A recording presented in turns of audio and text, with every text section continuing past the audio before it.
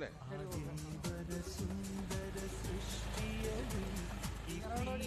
ನೋಡು ಹೊಳಸ್ಬೇಕಾಗ ಎರಡಲ್ಲ ಹೆಂಗೆ ಮಾಡ್ತೀಯಲ್ಲ ನೀನು ಗಾಡಿ ಹೊಡಿತೀಯ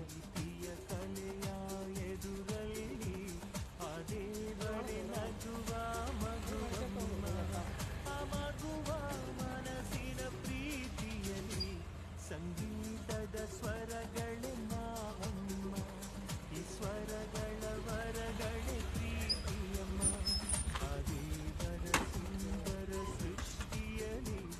ಈ ಪ್ರೀತಿಯೇ ಮೊದಲ ಸಾಬ್ರೆ ಟ್ರಾಲಿ ತೊಗೊಂಡ್ರಲ್ಲ